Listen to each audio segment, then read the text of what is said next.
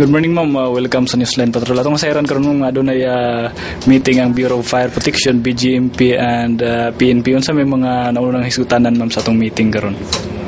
Kini sa DILG Family Maninga regular meeting, tapos tungod kay si Governor Glenda Biglio, naghatag siya og funding sa POC funds para sa kalihok sa peace and order. So nagpasalamat ni Gud nga mauto ang aming hinisgutan para sa development sa Dinagat Island.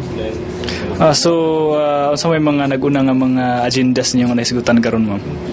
Ang aming naguna kanang sa may tungod sa computerization program sa every sector, tapos magpalit sila ng mga radio base para at least effective and efficient ang if there are activities o illegal activities, madali lang if ever na naapoy mga kalamidad, madali lang sa mga agency nga maki-coordinate. So yun ang number one namin agenda. So atong masayran karon, ma'am, nga stable ng province of Dinagat Island. So doon na bay daghan nga mga proyekto ang DILG nga atong ima-lance diri sa Dinagat Islands. Kaapod-apod na ang hinabang sa DILG, especially sa mga farm to market road, tapos sa bottom-up planning activities nga every municipality gihatagan sila og 15 million.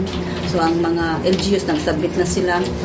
O concerning sa aming activities karon sa sa peace and order, murag fast track din kay nag-support mi sa karon nga administration. So okay, dengan kay salamat, ma'am. Siguro ay mong message sa atong mga dinagatnons. Malipay ako sa inyong tanan, mga taga-Dinagat diri sa Dinagat Island, nga unta magka-usa kita sa para mapadali ang kalambuan diri sa atong probinsya. Okay, thank you very much, ma'am. Thank you.